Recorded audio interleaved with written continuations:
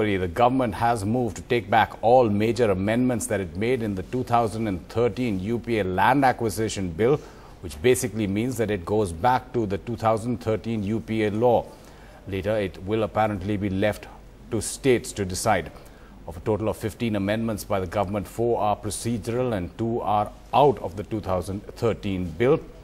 9 major amendments were made by the government, and the Congress is opposing all 9, and the government now moving to drop those. The consent clause is apparently also back, as is the social impact assessment. And a special category in terms of one has been dropped, and prosecution of officers will be there. The industrial corridor has also been dropped. Whatever is in the 2013 laws will remain.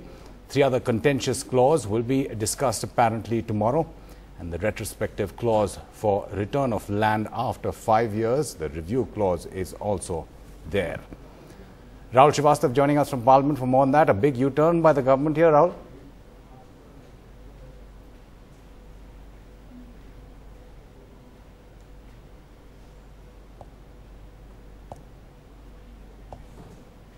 We're still trying to get Rahul Srivastav on that big story, which is a U-turn, of course, of the government, which is moving to a return to the UPA's Land Acquisition Bill 2013. The Land Acquisition Bill was completely stuck over several amendments that the government had in fact put in, which now they are apparently willing to drop, most of them opposed by not only by the Congress and other opposition parties, but also reportedly by the Shiv Sena and other allies of the BJP, of the government there.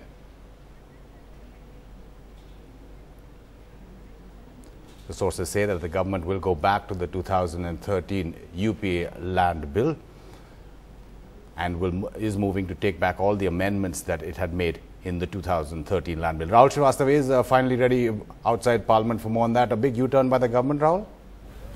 Amitabh, this was coming. This was coming. NDTV had reported nearly 1 month back that given the fact that there are elections in Bihar, and given the fact that somewhere the government has not been able to defeat the kind of perception that the opposition has been creating against the land bill created by the government, somewhere the government was wary that one Prime Minister Narendra Modi and Prime Minister Narendra Modi's government both were getting an anti-farmer tag.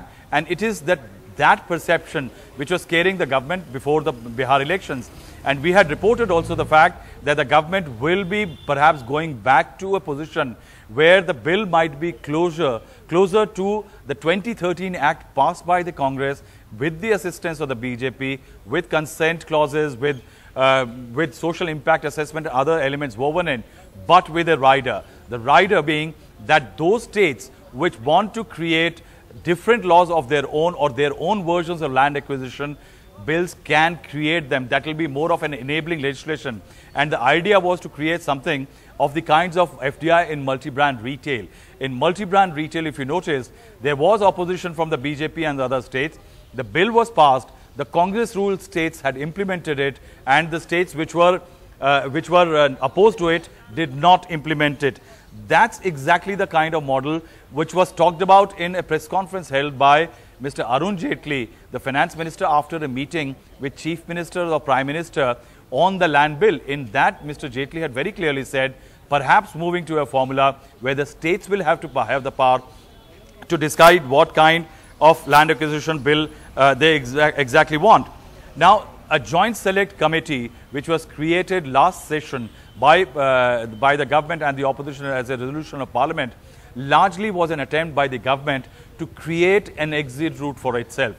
Create an exit route in which it can always talk about that at one time the slightly diluted version of the bill, which is the present bill, was created more to ensure that the demands of the chief minister, including Congress chief ministers, could be accommodated, because 2013 Act was not allowing easy land acquisition for infrastructure and other projects. But the government realized, with the Congress opposing its own chief minister's demand, the tag of anti-farmer was being put on the NDA government's door. And that is why the joint select committee of the two houses listened to several sources. In fact, the RSS's own affiliates like the Swadeshi Jagran Manch, who were against the abolition of the consent clause, social impact assessment, they wanted better food security provisions, and that is why the end result is that there are today amendments which are talking about the consent clause being back, social impact assessment being back, private entity being replaced by private company, infrastructure projects, industrial projects not being talked about. In fact, the government's own organs saying that industrial corridors are not going to be hugely beneficial. But the fact remains, Amitabh, there will be a rider and another amendment which will create a law or a legislation which will empower the states to create their own laws, in which if they want, they can do away with the consent clause. If they want, they can do away with the social impact assessment. And perhaps what will be very interesting is if the Congress chief ministers and chief ministers of Congress ruled states earlier wanted dilution to create more development in the state, get more infrastructure generation, what are they going to do? What is going to be the stand of those chief ministers? Because right now the Congress wants the tougher provisions of land acquisition as in the 2013 Act. Right, Rahul, even if you're talking about that rider that has been or will probably be left for the states to choose how they implement the land acquisition bill, what did the Shiv Sena's role in attending the meeting with the Congress and the NCP last week have to do with this? Amitabh, the Shiv Sena abstained from voting when the bill was put to vote in the Lok Sabha. The Shiv Sena has been very clear. The Shiv Sena wants that the bill should be closer to what it was in 2013 as the act passed by the UPA. And in fact, that is one of the reasons that with the government's own allies, like say the Shiv Sena, attending a meeting called by the Congress and the NCP and the Telangana parties, and in that the Shiv Sena joined in to protest against the land bill, seeking tougher conditions for land acquisition. Perhaps that was one of the reasons that the government realized that the number game, apart from the perception battle, the number game is also going against it. Because in the Rajya Sabha, especially because the bill has been passed in Lok Sabha, in Rajya Sabha, the government needs the Congress or the big players like the Samajwadi Party, the BSP and others. And with Shiv Sena and allies like Shiv Sena and even Akalis having certain amount of doubts because they feel that in Akalis themselves have a very fruitful kind of a land acquisition act of their own in which the compensation is greater.